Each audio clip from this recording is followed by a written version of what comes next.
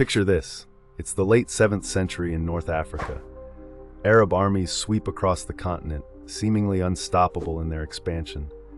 But in the Auris Mountains of modern-day Algeria, they're about to meet their match, a legendary queen whose name would echo through centuries of history.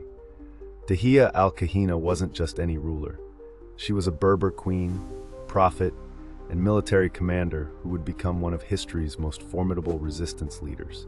Born into a Jewish Berber tribe, she rose to prominence not through inheritance, but through her extraordinary abilities as a religious leader and military strategist.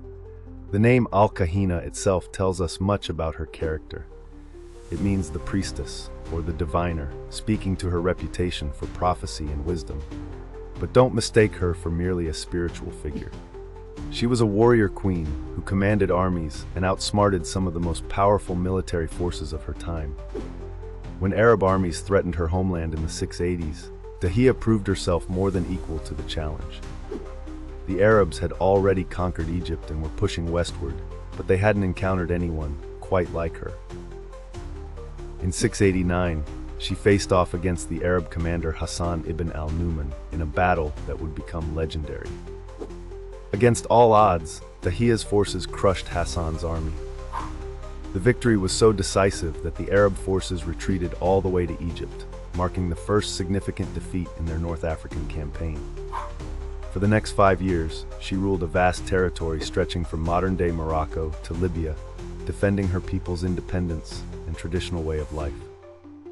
But Tahia was more than just a military commander. She was a skilled politician who united various Berber tribes under her leadership.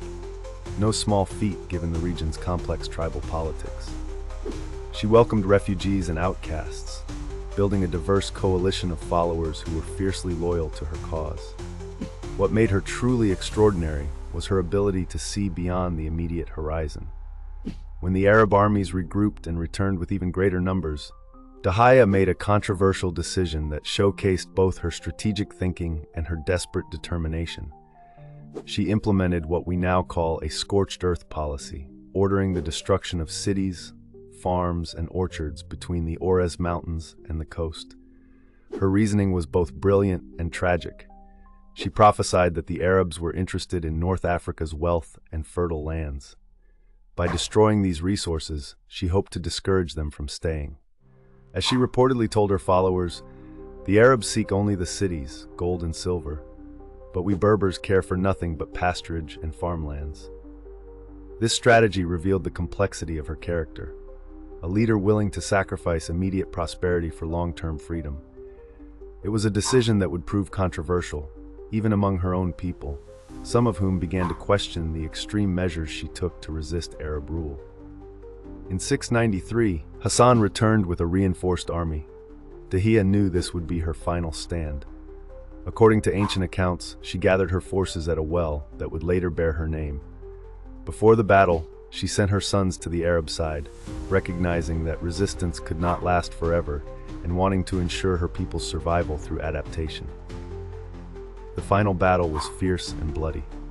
Tahia fought personally, leading her troops from the front as she had always done. She fell in battle, sword in hand, defending the independence of her people until her last breath. Even her enemies recorded their respect for her courage and leadership. While Tahia al-Kahina's immediate military resistance ultimately failed, her legacy lived on in unexpected ways. Her sons and many Berbers would later join the Arab armies, helping to shape the future of Islamic North Africa.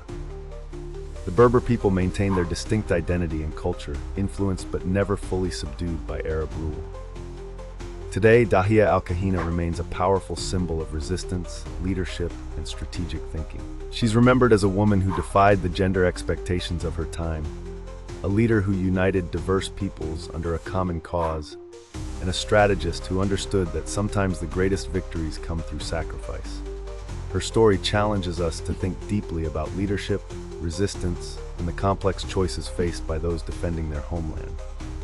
In an era where women rulers were rare, Tahia al-Kahina proved that leadership knows no gender. She showed that true power lies not just in military might, but in the ability to unite people and make difficult decisions for the greater good. In the deserts and mountains of North Africa, her name is still spoken with reverence. She stands as a testament to the power of determination, the complexity of resistance, and the enduring spirit of those who fight for their people's freedom. Tahia al-Kahina may have fallen in battle, but her legacy as the queen who defied an empire continues to inspire generations.